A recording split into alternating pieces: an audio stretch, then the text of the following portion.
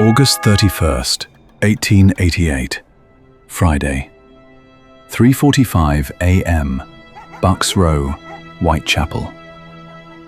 In the darkness, a man's foot struck a mass of flesh lying on the pavement. A single gaslight revealed the body of 43-year-old Mary Ann Nichols. Her throat had been deeply severed and her abdomen brutally mutilated. There were no signs of a struggle, and no one heard a scream. A swift, cold-blooded killing carried out in the dead of night. This was the opening act of an unprecedented series of murders that would terrorize London and the world. At that time, London was the heart of the British Empire and the largest city in the world. But its prosperity was cruelly divided by a physical boundary. Directly east of the City of London lay the district of Whitechapel. Nearly 80,000 people were crammed into a mere 1 square mile. It was the most densely populated and impoverished area on Earth. Police records show there were 233 common lodging houses in this district.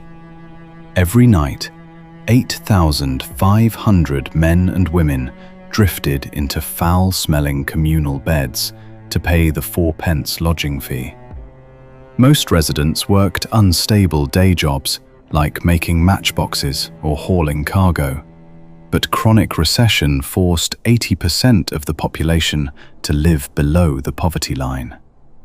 The air smelled of slaughterhouse blood, slash, and coal smoke. Over 50 gangs clashed, and violence and prostitution were daily life. About 1,200 women walked the dark alleys, selling their bodies just to survive. In this saturated state of despair, a thick fog from the Thames began to settle. The fog shrouded the squalid environment and created the perfect stage to shield the killer from the eyes of the law. The first body found at Bucks Row was not just another street crime. It was a signal of a new kind of monster, armed with anatomical knowledge and eerie silence. From this day, the pavement of Whitechapel would be transformed into an indelible record of fresh blood. When Mary Ann Nichols' body was brought to the mortuary, the coroners were struck speechless. In a typical back alley brawl, one would expect signs of a struggle. But what was etched onto her body was a disturbing level of precision. The fatal incision was deep enough to reach the bone, executed without a moment's hesitation. It was proof of a technique to utilize anatomical knowledge in total darkness, to kill swiftly and in absolute silence. September 8th, Saturday, 1 week after the Nichols case. Shortly before 6 a.m., terror returned to Whitechapel in an even more concrete and gruesome form. The location was 29 Hanbury Street, beside a decaying wooden fence in the rear yard. It was there that the body of Annie Chapman was discovered. The brutality far surpassed the first case. Not only was her throat slashed, but her abdomen had been meticulously opened. Internal organs were placed upon her shoulder. But what terrified the investigators most was the fact that her uterus had been precisely removed and taken away. The crime occurred within a window of just a few minutes. The killer vanished into the fog, drenched in blood, unnoticed by anyone.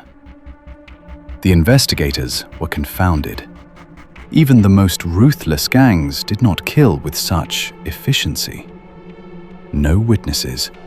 No one had heard a scream. The police were beginning to realize that they were not facing a mere criminal, but an unknown, intelligent monster. Late September. An envelope arrived at the news agency. Among thousands of pranks, slash, and hoax letters, this one was different. Written in vivid red ink. The letter began with these words: "Dear Boss, the content mocked the police. I intend to keep up my work." And at the end, a chilling signature was added, one that would be forever etched into history. Jack the Ripper. At that moment, the shadow of the streets became a named enemy of society. Panic exploded. Every time the gas lamps were lit, people searched the fog for the shadow of Jack, trembling in desperate fear. September 30th, 1888. Before dawn. The Metropolitan Police were already at their breaking point. Over 1,000 officers and plainclothes detectives flooded the alleys of Whitechapel. The city was paralyzed by an eerie, suffocating tension. Yet, mocking this absolute security, the double tragedy began to unfold. 1 a.m. As a horse-drawn carriage entered the shadows of Dutfield's yard, the driver spotted a dark shape on the ground. The third victim, Elizabeth Stride. A deep incision was found on her throat, but remarkably, there were no other mutilations. The killer, hearing the approach of the carriage, had abandoned his work and vanished into the fog. Just 45 minutes later, on the other side of the district, Mitre Square, a patrolling officer discovered the fourth victim in a corner of the square, far from the reach of the streetlights. Catherine Eddowes. This time, the killer was not interrupted. The brutality was beyond words. Her face was meticulously slashed, her abdomen opened, and her left kidney had been taken away. In the middle of the police siege, the killer completed his surgical task and disappeared once again. A 15-minute window of silence between one patrol and the next. In that brief moment, this intelligent monster finished his work. That same night, near the scene, at the entrance of an apartment on Goulston Street, a strange discovery was made. A piece of Eddowes' blood-stained apron, and above it, on the wall, a mysterious message written in white chalk. The Jews are the men that will not be blamed for nothing. Was this graffiti a provocation from the killer, or a scheme to incite hatred against the public? Fearing a riot, Commissioner Warren ordered the words to be erased before they could be photographed. The precious evidence was buried in the dark, and the true identity of Jack sank deeper into the impenetrable fog. Friday, November 9th, 1888. A cold rain soaked the soot-stained streets. London was preparing for the Lord Mayor's Day. The city expected a celebration. Instead, it found its greatest horror. The location was Miller's Court, room 13, a small dark room behind Dorset Street. A rent collector peered through a broken window. He saw the unthinkable. He fled in silent terror.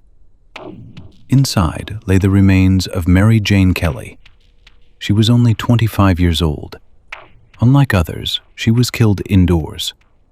Her own room became her slaughterhouse. The killer worked for hours in the dark. He was undisturbed and methodical. He dismantled her with surgical madness. Blood covered the walls and the floor. Organs were placed neatly on the bed. It was more than murder.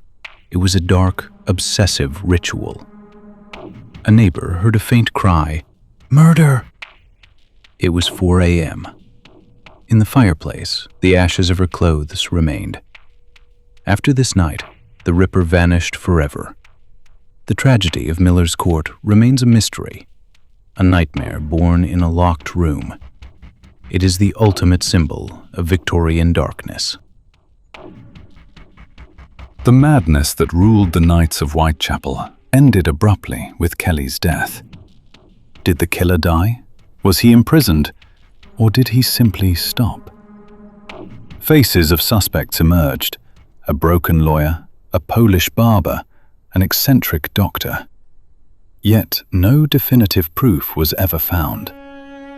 Jack the Ripper left behind more than just a trail of blood. His crimes forced a bright, harsh light onto the depths of East End poverty. The Victorian era's filth, inequality, and decaying slums were exposed to the world.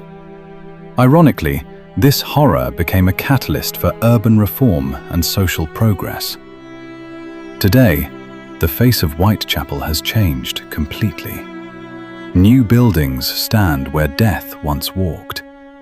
Yet, on foggy winter nights, we still feel that vanished shadow. Modern London overlaps with the cold, brick walls of the past. We see a man in a frock coat dissolving into the mist. The memory of the cobblestones remains frozen in time. Jack lives on through the mystery, forever lurking in the darkness of the city.